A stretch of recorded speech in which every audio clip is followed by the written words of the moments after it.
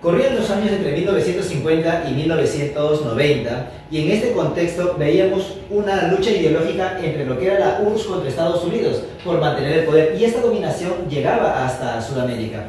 Es en este contexto que en 1968 Juan Velasco Alvarado toma el poder acá en el Perú y empieza a hacer una serie de reformas económicas, políticas y sociales.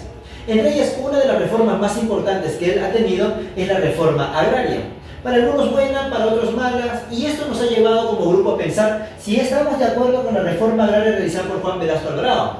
Y como grupo hemos llegado al consenso de que no, porque a pesar de que la reforma agraria sí tuvo cosas buenas y dignificó a las personas, en muchos casos también hubieron cosas malas. Y es esta postura la que vamos a defender con argumentos sólidos en la siguiente exposición.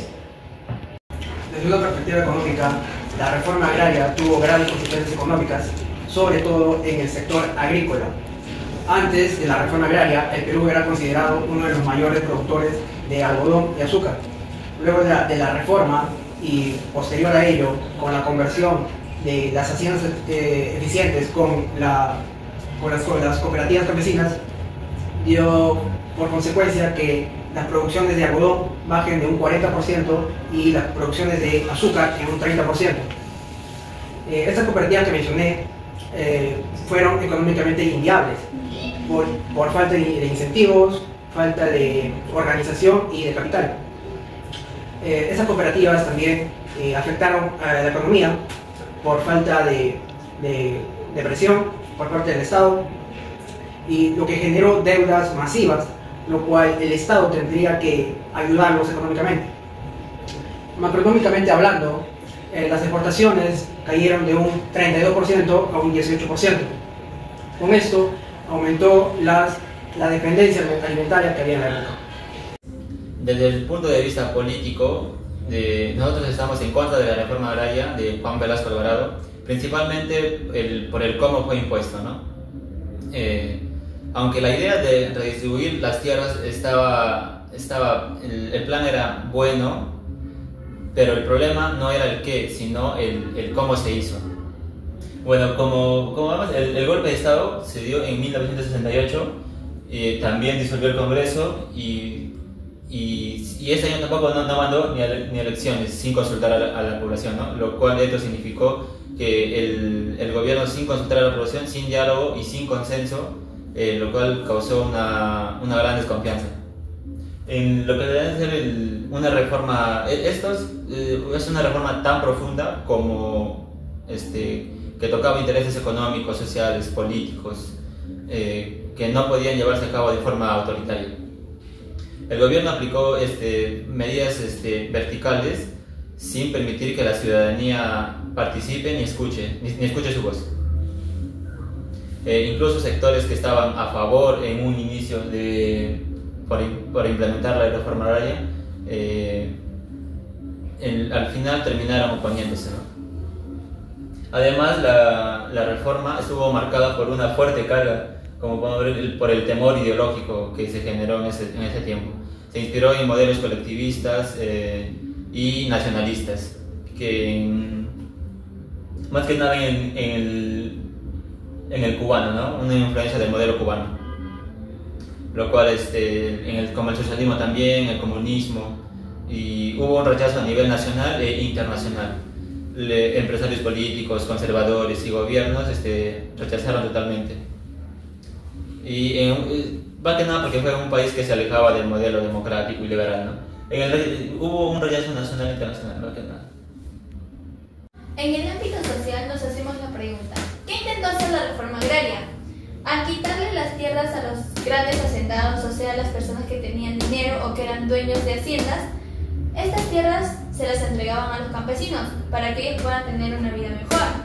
Pero ¿qué salió mal en lo social? Al entregar estas tierras a cada familia, se formaron cooperativas o empresas comunales.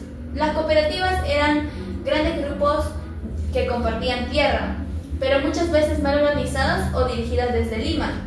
Esto ocasionó conflicto entre los propios campesinos, porque algunas tierras se entregaban en buen estado o a veces en mal estado o a veces no se entregaba nada. Esto ocasionó envidia, división y conflictos dentro de la comunidad. lo cual bajó la producción agrícola, ya que no hubo una buena comunicación ni tampoco hubo apoyo técnico y falta de preparación y apoyo hacia los campesinos, lo cual la cooperativa fracasó.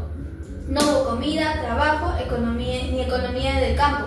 Las tierras no se trabajaban bien y la pobreza seguía.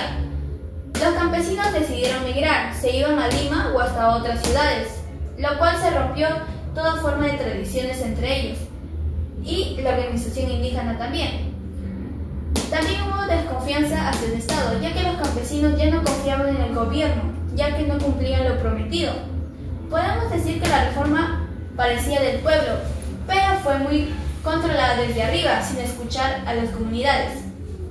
Y aunque la reforma agraria buscaba justicia, muchos campesinos quedaron desorganizados, divididos, desilusionados y más pobres que antes.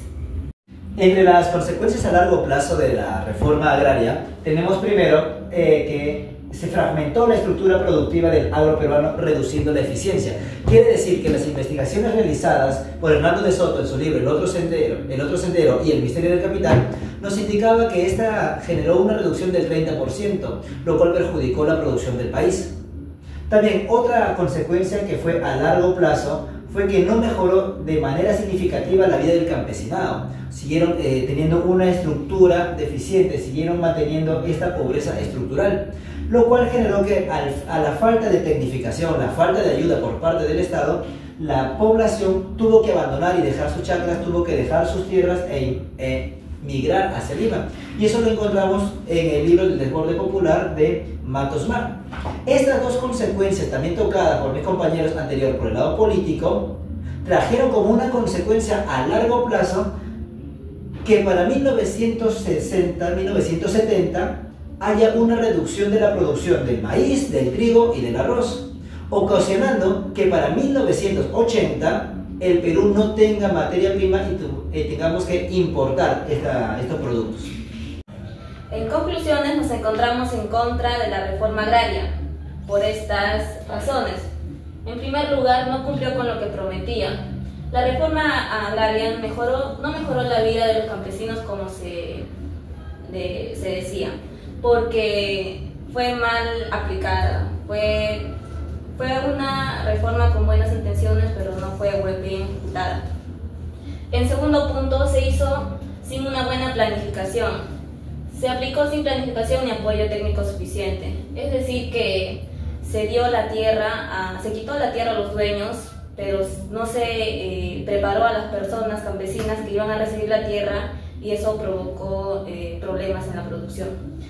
Y en tercer lugar, bajó la producción agrícola. La producción agrícola bajó en muchas zonas debido a ese desorden que ocasionó el conflicto de las tierras, por lo que causó pobreza y no aumentó la productividad en ese sector. Y en cuarto lugar, no resolvió el problema de fondo, por lo que generó conflictos y división entre la población. Fue una buena idea, pero mal ejecutada, como lo mencioné, y sin resultados reales.